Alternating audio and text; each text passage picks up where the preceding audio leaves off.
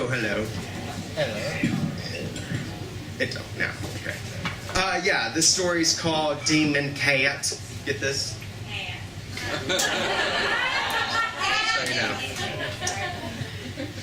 It started, I suppose, when my sister got a new kitten. Not to say that we didn't have other pets and animals. I mean, we always had a healthy contingent of cats and dogs roaming the home place. We were farmers and sometimes ranchers, and at times my dad just did whatever it took to bring home cash money for the family. The boys, my brothers and I, were old enough that one or all of us were actively engaged in the farm or running stock or construction or whatever else needed to be done. At the house, we usually have plenty of critters running around outside to keep, rodents and coyotes and snakes away, but no pets inside the house. Not until my sister brought home the kitten. Her kitten was to be an inside pet. Not that the rest of us cared, but it did continue to show how my sister, the oldest of us kids, and the only girl, received special treatment. Debbie's cat was all I can ever remember calling it. I mean, I'm sure it had a name that my sister gave it, but that just didn't stick in my memory. Well, we all did kind of enjoy the little thing. I mean, it was fun to play with, as all kittens are. We also developed, it also developed a taste for popcorn, You could throw a popped kernel at it, and it would go at it with this great kitten-like enthusiasm. I mean, meaning it would chase and play and kill it and then eat it. I mean, we all thought it was pretty funny. I mean, the kitten was also fun and kind of fun to aggressively rough up, while its little bites and claws would just tickle the hands during its futile efforts to fight back. It would make its little kitten growl, and we just love that. My dad would often come home at the end of the workday and take off his heavy work boots and kick the kitten around with his feet. The kitten would attack and then hang on to his socks with a great tenacity up to a point. After it had had enough and would try to get away, my dad would kind of like hold it down with his feet while the kitten would struggle and mew helplessly. Dad would laugh loud and deep. I mean, my sister considered this unbearable cruelty and would usually come to the rescue, sweeping the kitten off to her room. Hey, did I mention that my sister had her own room while we, the boys, shared a room? All right, well, she would keep the kitten closed up in her room overnight to be sure it was safe, sleeping on her bed. So, anyway, we fell into a routine with the inside pet. Then this routine was absorbed into all other routines of our family. As one day moved to the next, and the kitten grew into a cat. Well, it was in late August that the routine expectedly changed. We began irrigating cotton, which meant an irregular work schedule. You see, at the time we irrigated by manually moving irrigation pipes to run water down between each row of grown cotton. Once moved, the clock would start moving for the next and then move in the pipe to set the next rows based on how long it would take for us to likely take the water to get to the end of the half-mile-long rows, usually 14 to 16 hours. This meant that there was often one pipe change at some really odd time of the night or early morning every day or so. Well, that's when my dad's alarm went off at 3 a.m. He swung to the edge of his bed with a familiar, weary determination of getting something going that needed to be done. "Earl," my mom says sleepily, "do you want me to get up and make some coffee?" "No, darling," he replied in the dark of that room. You stay in bed."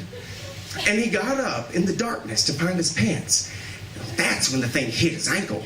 I mean, he immediately felt a sharp stabbing like many needles penetrating his skin. No stranger to pain, and trying not to disturb my mom, he shook his leg about to make the pain go away by ridding himself of the thing on his ankle.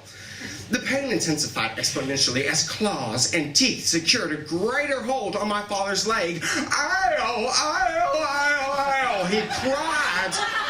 No longer able to keep silent, he hopped faster in the darkness and shook his leg harder. "Ow!" cried out my mom. "What is wrong?" What was wrong was the cat.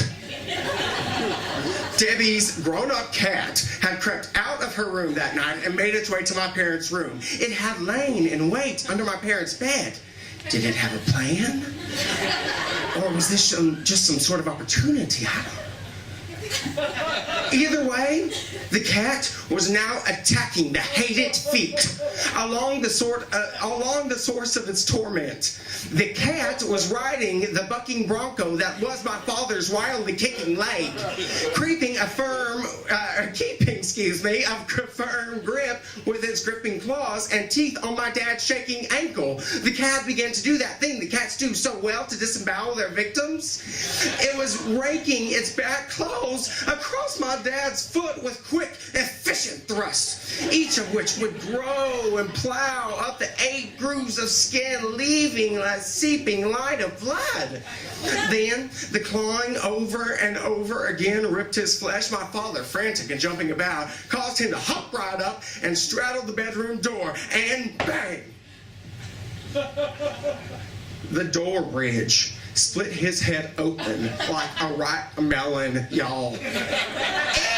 Ow! He screamed. At this moment, my now very alarmed mom turned on the bedroom light and saw my dad in his underwear, staggered and bloodied by the collision with the door, wildly waving one leg about with the cat hanging on and growling deep in its throat. "Oh!" my mom cried. "What are you doing to that cat?" My father's one good eye adjusted enough to the sudden light to see the source of his pain and took aim to smash it off his leg against the bed. It was really an unfair contest at this point. The cat easily catapulted milliseconds ahead of being leg kill against the heavy iron rail at the foot of the bed. It got in one last dig of its back claws on the raw and bleeding foot as it jumped away, and bam! My father's shin hit the metal hard. This pain took his breath away, and he collapsed with a thud at the end of the bed. The cat ran into the safety of my sister's bedroom. You know, I don't really remember what all went on next, how mad my dad was, even though that's when the rest of us came running in to see what all the uproar was all about. I do know that the cat stayed protected behind my sister's bedroom doors for many days. My dad healed, we harvested the crop, and began plowing for the next year. My sister graduated high school and soon thereafter left for California. I remember that Debbie's cat went from an inside-the-house pet to an outside-the-house pet later that very same day. And I got my sister's bedroom, minus the demon cat.